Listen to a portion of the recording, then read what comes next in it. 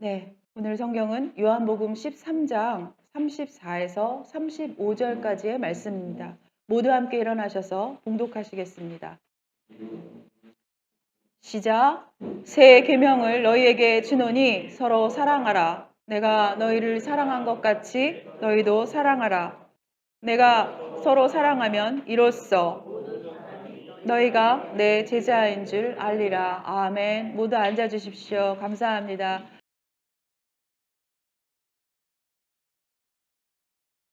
네, 할렐루야, 복된 주일입니다. 저희들 이렇게 예배 자리에 불러 모아 주시고 또 예배에 함께 올릴 수 있도록 허락하신 주님 감사합니다. 오늘도 영상으로 예배 드리고 있는 성도님들 사랑하고 축복합니다. 주님 안에 거하시길 축복합니다. 네, 감사합니다. 제가 지금 감기 죄송합니다. 목을 관리를 못했어요. 감기가 걸려가지고 목소리가 잘 안 나요. 아까 찬양을 해서 잘 못했습니다. 그리고 지금 목소리가 조금 이상할 수 있는데 네, 기도해 주십시오. 감사합니다. 저는 어제 지인 목사님, 사모님이 돌아가셔서 장례식장에 다녀왔어요.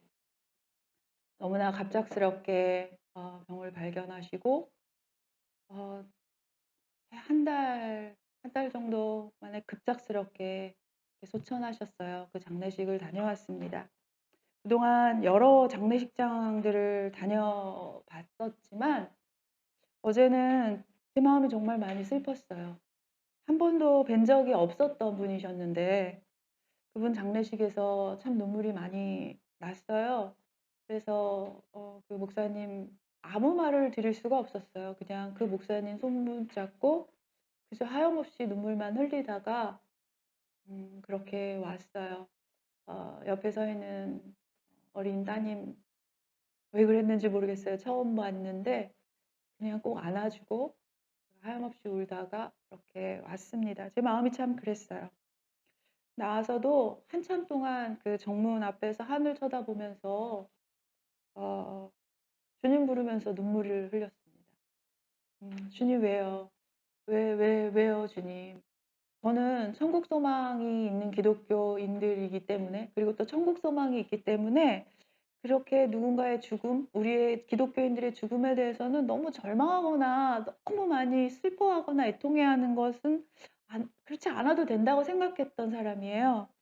근데 그냥 그 목사님의 상황이나 뭐 여러 가지가 생각나서 그랬는지 아니면 그 연배가 저랑 비슷한 연배의 사모님이라서 그랬는지 굉장히 마음이 슬프고 이상하게 눈물이 참 많이 났어요. 모든 것이 주님의 뜻이 다 있겠지만 왜요 주님이라는 탄식이 그냥 저절로 났습니다.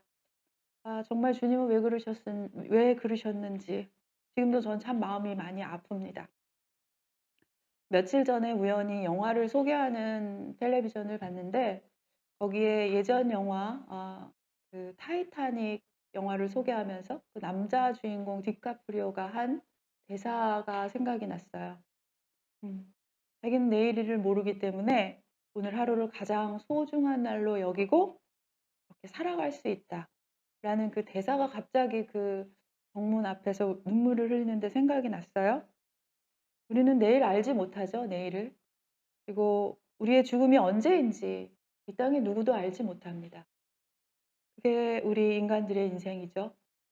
가끔 저희들 그런 얘기들을 해요. 지인들과 또 가족들과 종종 자기의 인생을 좀 돌아보고 우리 유서를 한번 써놓으면 좋겠다 이런 이야기들 좀 나누거든요. 남겨진 가족들의 그러니까 일상을 잘 살아갈 수 있도록 또는 내 신변을 조금 정리하면서 나 스스로를 좀 돌아볼 수 있게 이렇게 우리 한번 조금 이런 유서를 써보는 거는 어떨까 하는 걸 우리 가족이나 지인들끼리 함께 이야기 나누거든요. 1년에 한 번씩은 좀 그래도 괜찮을 것 같더라고요. 저도 한번 해볼까 생각해요. 여러분들이라면 여러분들의 마지막을 준비하면서 어떤 말을 글로 써보실 것 같아요? 아니면 어떤 말을 남길까? 한번 생각해 보신 적 있을까요? 예수님은 제자들과 함께 마지막 시간을 보내고 계셨습니다. 제자들과 마지막으로 만찬의 시간을 보내십니다. 제자들은 모르고 있었지만 예수님은 이제 잠시 후에 십자가 죽음을 향해 그 길을 가야 한다는 것을 알고 계셨어요. 어떤 자료에는 지금 이 말씀을 하시는 것이 십자가를 지시기 12시간 전쯤이라고 해요. 그러니까 지금 예수님이 제자들에게 하신 이 말씀은 예수님의 유언이에요. 새 계명을 너희에게 주노니 서로 사랑하라. 내가 너희를 사랑한 것 같이 너희도 서로 사랑하라. 너희가 서로 사랑하면 이로써 모든 사람이 너희가 내 제자인 줄 알리라. 요한복음에는 사랑하라 라는 말이 56번이 나와요. 근데 그 중에서 예수님께서 마지막 날에 하신 요 설교들 가운데 이 사랑하라는 말이 44번이 나와요. 예수님께서 가장 제자들에게 남기고 싶어 하신 말씀은 서로 사랑하라 였어요. 그런데 사랑하라는 말은 사실 구약에서도 계명으로 했던 말씀이에요. 레위기 19장 18절 함께 읽겠습니다. 시작.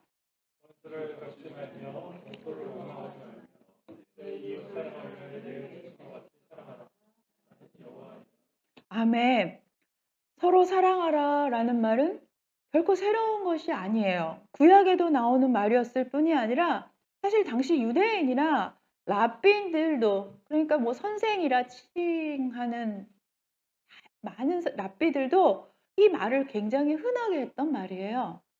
그런데 예수님은 이 말씀을 유언으로 하시면서 새 계명을 주노라라고 말씀하십니다. 새 계명에서라는 이 새라는 뜻은 원어 카이네인인데 써보지 않은, 새로운, 알려지지 않은 뭐 이런 의미를 갖고 있는 단어예요. 질적으로 완전히 새로운 상태를 말합니다.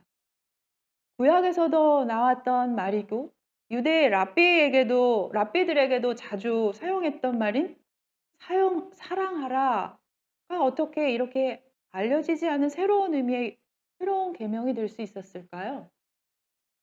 그것은 내가 너희를 사랑한 것 같이 라는 예수님이 하신 말씀 때문이에요. 이 말씀은 이전의 사랑과 계명과 완전히 다른 거예요. 구분되어집니다. 예수님은 제자들에게 새 계명을 주시기 전에 사랑하는 것이 어떤 것인지 먼저 하나하나 준비시켜 주시고 계셨습니다.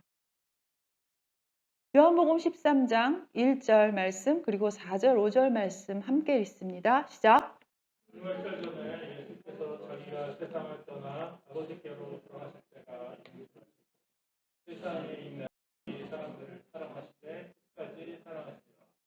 저녁 잡수시던 자리에서 일어나 겉옷을 벗고 수건을 가져다가 허리에 두르시고 이에 대야에 물을 떠서 제자들에게 발을 씻으시고 그 두르신 수건으로 닦기를 시작하여 아멘.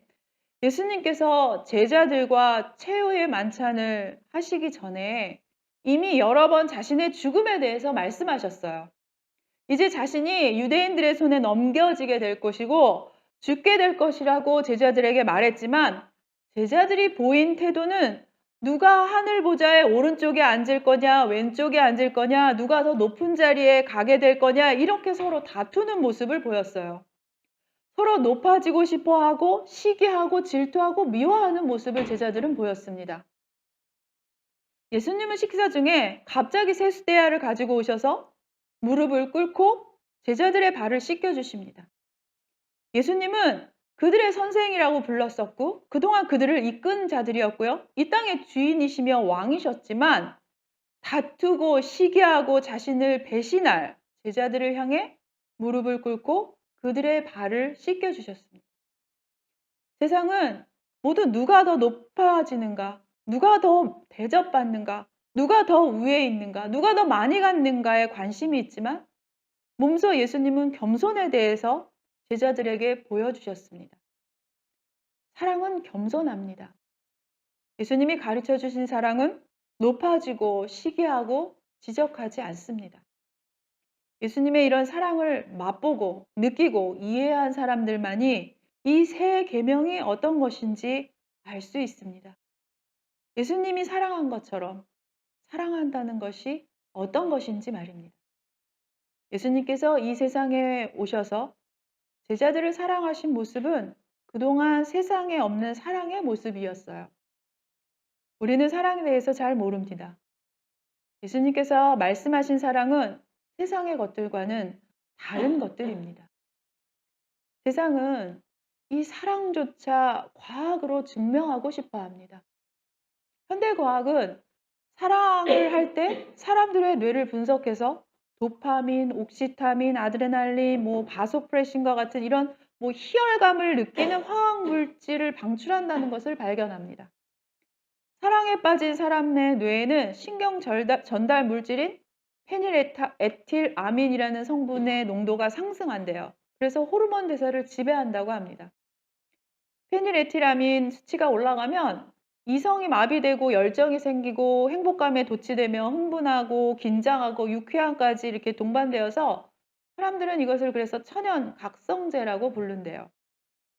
그런데 이 호르몬에 내성이 생겨서 이 호르몬이 생기고 나서는 우리의 인체는 내성이 생기기 시작해서 3년여 정도, 3년에서 4년 정도가 지나면 이제 이게 더 이상 작동을 하지 못한대요. 설렘과 흥분과 같은 이런 각성 효과가 나는 이 감정을 더 이상 느끼지 못한다는 거예요. 그래서 미국의 많은 연구 결과를 보면 연인들이나 결혼한 부부가 요 시기에 가장 많이 헤어지고 이혼한다고 하는 결과가 그 자료가 있어요. 연구 결과가. 인간은 사랑조차 이렇게 과학으로 증명하고 분석하려고 하지만 진정한 사랑에 대해서 사실 아직 모릅니다. 하나님께서 이 땅에 회복시켜주고 싶어 하신 사랑이 과연 이런 가벼운 사랑이었을까요? 하나님과 예수님께서 보여주신 사랑은 이러한 가벼운 호르몬의 변화 같은 사랑이 아니잖아요. 요한계시록에 나오는 에베소 교회는 사랑이 많았던 교회였습니다. 바울의 3차 선교 여행 때 새로운 세운 교회예요. 이 에베소 교회는 3년 동안 에베소에서 복음을 전했고요. 2년 동안 에베소에서 가르쳤어요. 바울이 직접. 아시아 최대 도시였고요. 종교, 사상, 철학 이런 거의 중심지였습니다. 이 중심지에 에베소라는 도시에 세워진 에베소 교회에는 그래서 거짓 선지자들이 굉장히 많았어요. 거짓 철학 그리고 거짓 복음을 가지고 교회 안에 들어와서 이 교회를 흔들어대었어요. 에베소 교회는 이런 것들에서 교회를 잘 지켜냅니다. 핍박도 잘 견뎌낸 교회였어요. 그래서 요한계시록에서 에베소 교회에 대해서 잘 참고 인내한 것과 게으르지 않은 것에 대해서 칭찬합니다. 그러나 에베소 교회는 이 거짓들에 맞서 싸우기 위해서 교회를 지켜내기 위해서 자신들의 전통만을 고수하고 내세운 결과 교회 안의 사랑을 잃어버립니다. 진리를 내세우고 거짓을 치료하는 과정에서 이들은 사랑을 잃어버렸어요. 첫사랑을 잃어버렸습니다. 예수님께 대한 사랑과 교회 안에서 서로 사랑하는 것, 그런 모든 것들이 메말라 버렸습니다. 전통주의는 남았지만, 전통을 고수하려는 것만 남았지만, 사랑을 잃어버린 교회가 되어버렸어요. 그래서 요한계시록에 에베소 교회의 첫사랑을 어디서 잃어버렸는지 찾아 회개하라고 명령하십니다. 다 회개하지 않으면 그 촛대를 옮겨버린다고 말씀하세요. 요한계시록 2장 함께 읽겠습니다. 시작.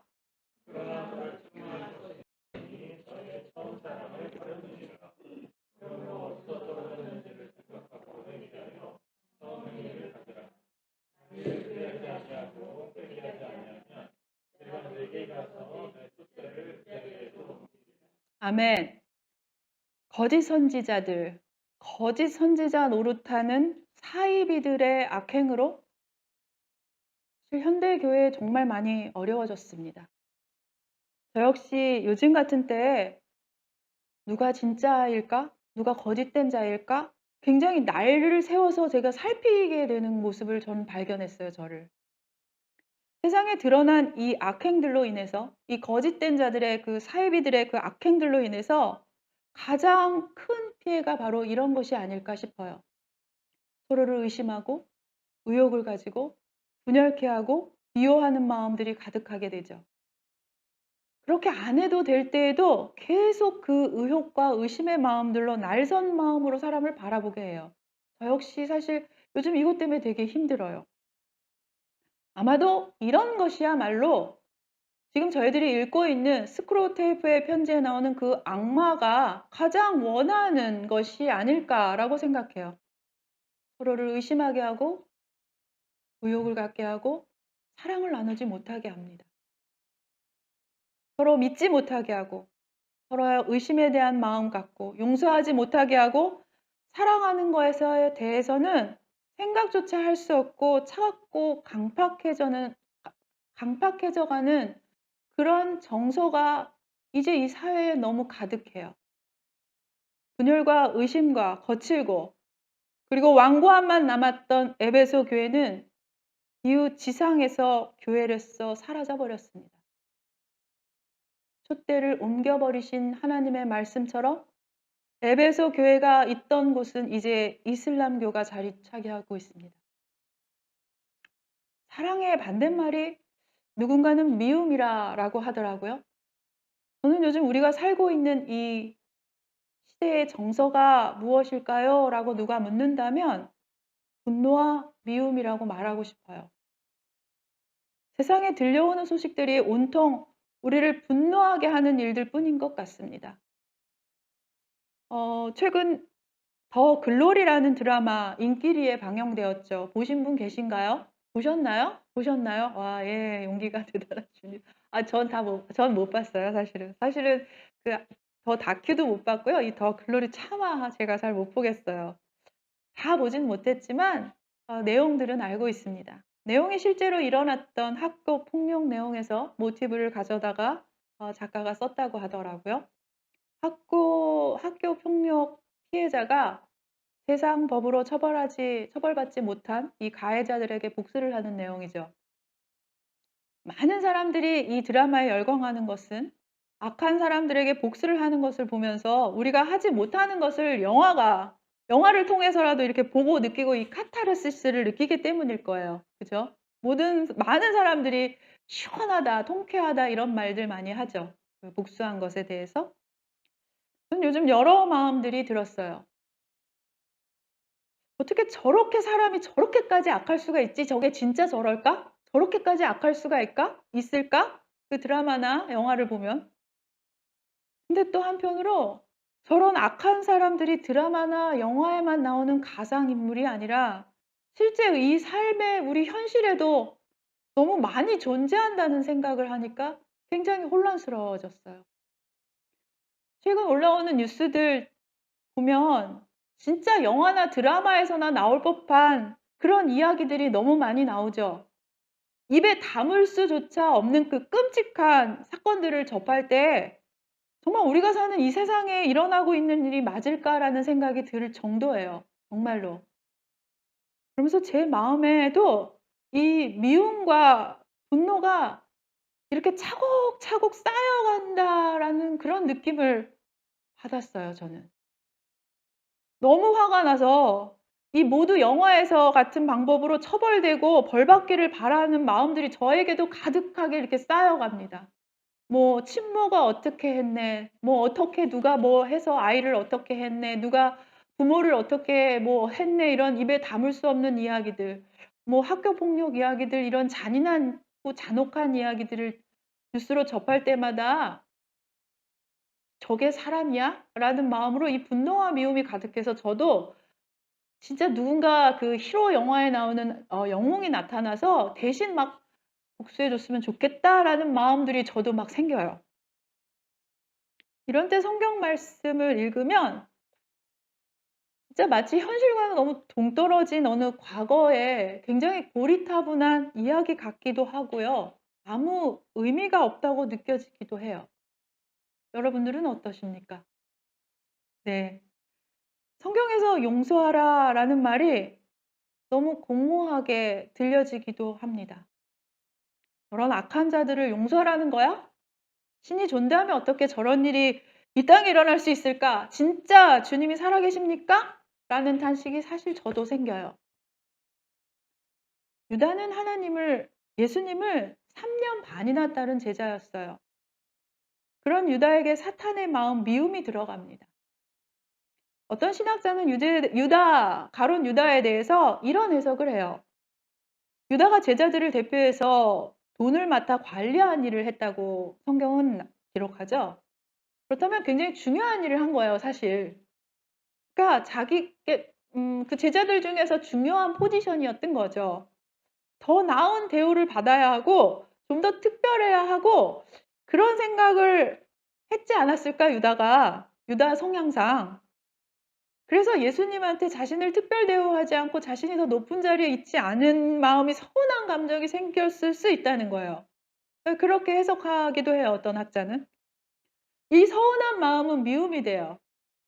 이 미움은 죽음을 봐서 복수해야겠다라는 마음을 가지겠다는 거예요. 그 해석은. 복수하는 영화나 드라마의 이야기는 우리에게 통쾌한 카타르시스를 줍니다.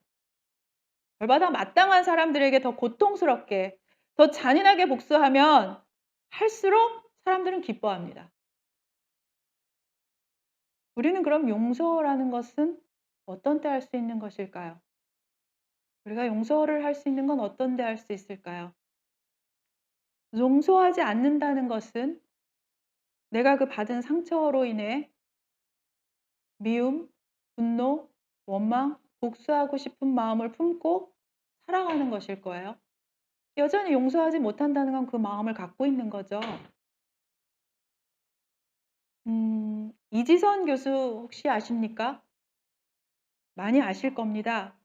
24년 전 어떤 음주운전 하던 사람이 몰던 차로 인해서 큰 교통사고를 당해요. 기적적으로 살아났지만 전신에 화상을 입었고 이후 40번이 넘는 수술과 재활 치료를 받으면서 긴 고통과 치유의 시간을 견뎌내시고 지금은 자신의 모교 이화여대 교수님이 되셨다고 최근 소식이 뉴스로 올라왔어요. 알고 있을 겁니다, 여러분들도. 엊그제 이분이 텔레비전 프로그램에 나와서 이야기하는 것을 제가 봤습니다. 저는 이분이 하신 말씀을 듣고 깊은 깨달음을 얻었어요. 많은 사람들이 교통사고를 당했다라고 말하는데 자신은 사고를 만났다라고 말한다고 합니다. 사고를 당했다라는 이 표현이 자신을 이렇게 피해자로 살고 있다고 확정지어지는 것 같아서 사고를 만났다라는 말을 바꾸고자 생각했대요. 그렇게 말을 바꾸면서 나쁜 일과 헤어지기 시작했다고 합니다. 사람이 살면서 우리가 불행을 만날 때 그때부터 나를 다시 쓰는 것이 필요한데 장애인이라거나 불행한 자로 사는 것이 아니라 어떤 일을 내가 만났고 그냥 나로 또 살아가는 것. 그 일을 만났지만 또 나로 그대로 살아가는 것이라고 말합니다, 이분은. 병원에서 아버지에게 이분이 혹시 그 전신에 화상을 입고 이렇게 치료 중에 있을 때 혹시 가해자가 찾아오면 용서했다고 전해달라고 아버지께 말을 했대요. 저는 이 이야기를 들으면서 그게 가능할까 싶었거든요. 아름다운 진짜 20대 그 아름다운 여성이 진짜 말할 수 없는 끔찍한 일을 겪게 된 거잖아요. 모든 인생이 바뀌어 버리는. 근데 이게 가능할까? 근데 이분이 그런 얘기를 해요. 이미 자신에게 닥친 고통이 너무 컸기 때문에 누군가를 미워하고 누군가에게 분노하고 하는 감정을 견디기 어려웠기 때문에 그것만큼은 피할 수 있도록 신이 배려해 주신 것 같다라는 말을 해요, 이분이. 저는 이분의 이 말씀에서 큰 깨달음을 느꼈습니다. 용서하지 못하는 마음을 품고 산다는 것은 미움과 분노와 원망과 슬픔과 억울함과 이 온갖 나쁜 감정들을 계속해서 품고 사는 것일 거예요. 이지선 교수는 이 감정을 품고 사는 것이 아니라 자신의 삶을 헤쳐나가는 것에 에너지를 쏟는 것을 선택한 거예요. 분노와 억울함을 품고 거기에 에너지를 쏟고 빼앗기는 게 아니라 오히려 자신의 인생을 살지 못하는 억울해서 살지 못하게 하는 것이 아니라 그것을 잊고 앞으로 자신의 인생을 살아나가는 것들에 집중하고 그 에너지를 희망과 소망, 끝내 자신의 인생은 해피엔딩일 것이다 라는 믿음을 가지고 살아간다는 거예요. 하나님께서 이분을 그렇게 인도해 주셨다고 저는 생각합니다. 이지선 교수님 아마 크리스찬으로 저 알고 있어요. 신실하신 신의 배려였을 것이다 라는 이분의 말이 아마 공중파 방송에 나왔기 때문에 뭐 하나님이다, 주님이 하셨습니다 라는 이야기를 하지 않으셨지만 저는 그게 맞는 것 같아요. 하나님의 인도하심이지 않으셨을까. 손양원 목사님 다들 아시죠? 자신의 2명의 아들을 죽인 살인범을 용서하고 그 사람을 양아들로 삼았습니다. 광복 이후에 대한민국은 좌익과 우익이 크게 대립하게 돼요. 그래서 여러 번 큰 소요 사태가 일어납니다. 그 사태의 한 사태 중에 이때 손양원 목사님의 2 아들이 그 반대편 세력 반란군의 세력에 의해서 죽임을 당해요. 이 살인범을 찾아가 용서하고요. 자신의 양아들로 삼고 복음을 전했다라는 이야기는 기독교인들에게 굉장히 유명한 이야기예요. 회고록에 손양원 목사님 역시 이 일은 쉬운 일이 아니었다라고 합니다. 처음에 많이 마음이 무너지셨다고 해요. 그런데 선교사님과 함께 기도하고 나누면서 하나님께서 부어주신 마음이 있어서 깨달음으로 이 일들이 이렇게 진행되었다고 합니다. 네, 이 손양원 목사님이 하신 말씀이 하나님께 받은 용서와 사랑이 크기에 그것을 아는 사람으로 그것을 할 수 있었던 것입니다. 라고 말합니다. 예수님께서 제자들에게 마지막 유언으로 남기신 말씀은 서로 사랑하라입니다. 내가 너희를 사랑한 것처럼 서로 사랑하라. 예수님은 자신의 모든 것을 내어주셨고 십자가 죽음을 기꺼이 치르셨습니다. 서로 사랑하라는 말을 가르치기 위해서 예수님께서 제자들에게 보여주신 것은 죽으러 가시기 마지막 그 시간 무릎을 꿇고 제자들의 가장 더러운 발을 손수 씻겨주신 것이었어요. 주님의 사랑을 경험하고 느끼고 이해한 자들만 이 새 계명인 서로 사랑하라를 행할 수 있습니다. 주님의 사랑은 나를 위해서 십자가에 돌아가신 겁니다. 그 사랑을 경험하고 그걸 느끼고 이해한 자들이 예수님은 나의 그리스도이십니다 라고 고백하면서 이제 우리는 크리스찬이 됩니다. 팀 켈러 목사, 유명한 팀 켈러 목사는 깨진 관계가 회복되고 건강한 사회가 되려면 우리는 용서를 배워야 한다라고 말합니다. 지금 우리가 사는 세상은 우리가 살고 있는 이 사회는 사람과 사람의 관계가 너무 많이 뒤틀려 있고 관계들이 모두 깨어져 버려 있는 것 같아요. 아름다운 하나님 나라 안에서 사람과 사람의 관계의 모습들이 점점 사라져가는 것처럼 느껴집니다. 용서가 없는 사회는 너무나 잔혹하고 어두움이 가득할 거예요. 용서가 없었던 역사는 너무나 끔찍한 전쟁과 많은 죽음들을 맞이했었습니다. 너무나 혼란스럽고 악하고 잔혹한 사회가 되어가고 있다는 생각을 합니다, 요즘. 마음이 많이 무겁고 많이 아프고 슬픕니다, 저는 개인적으로. 사회의 분노와 원망과 미움이 가득해요. 그래서 누군가를 향해 복수하고 가해하는 것에 기뻐하고 열광하는 세상이 되어버렸습니다. 더 잔혹하게, 더 고통스럽게 복수하는 것에 사람들 기뻐해요. 예수님은 더 잔혹하게, 더 고통스럽게 자신을 가해한 자들에게 복수할 수 있는 분이셨습니다. 바람도 잠잠케 하시고 바다도 잔잔케 하시는 능력을 가지셨고 죽은 자도 살리실 수 있고 귀신을 내어 쫓을 수 있는 능력을 가진 분이셨어요. 그러나 예수님은 복수 대신 그것을 그대로 받으셨습니다. 이것이 예수님께서 보여주신 이 땅에 보여주신 사랑의 모습이었습니다. 선으로 악을 이기고 싶은 마음, 그래서 우월감을 가지고 싶은 마음, 그래서 정당하다고 느끼고 싶은 마음들이 가득한 우리들의 교만 속에서 왕이신 예수께서 종으로 모습으로 옮겨오시면서 면류관 대신 가시 면류관을 쓰시고 몸소 사랑에 대해서 알려주셨습니다.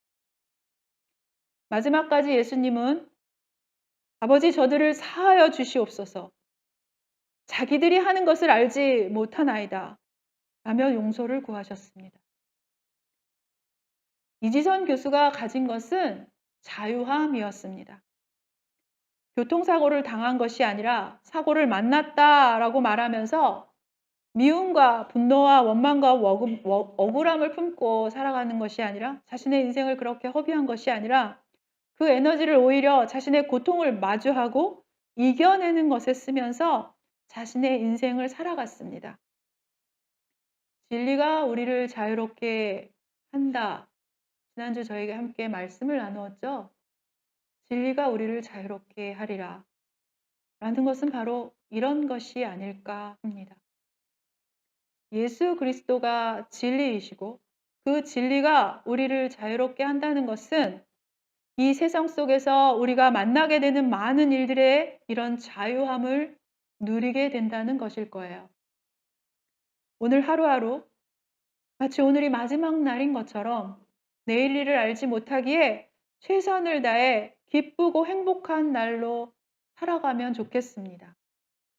어둡고 잔혹하며 악한 것이 가득한 세상 속에서 이 세상을 바꿀 수 있는 것은 바로 우리들입니다.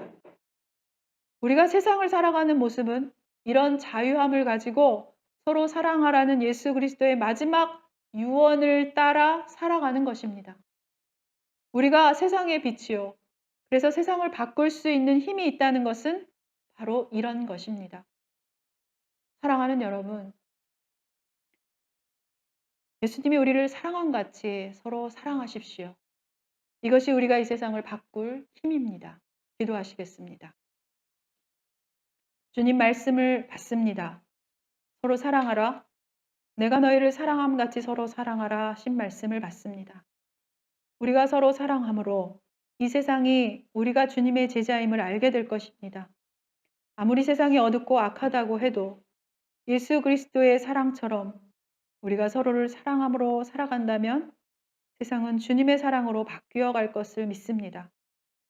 작은 일에도 나만 손해보고 나만 억울하다고 생각하고 미움과 분노를 품고 용서하지 못하는 마음을 가졌던 것을 회개합니다.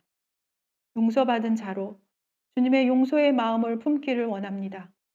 주님, 우리가 서로 사랑할 수 있는 힘은 주님의 사랑을 가진 자들이기 때문입니다.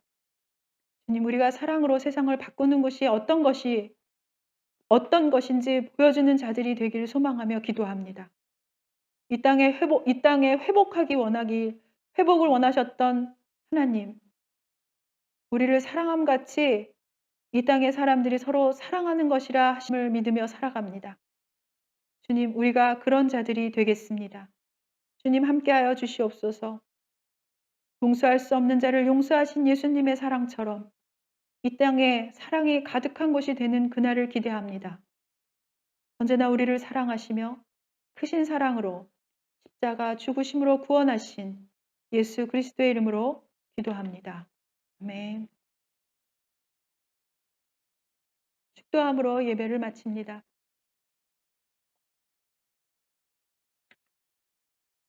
우리 구주 예수 그리스도의 은혜와 하나님의 사랑과 성령의 교통하심이 성도들의 머리 위에 이제로부터 영원토록 함께할 지어다.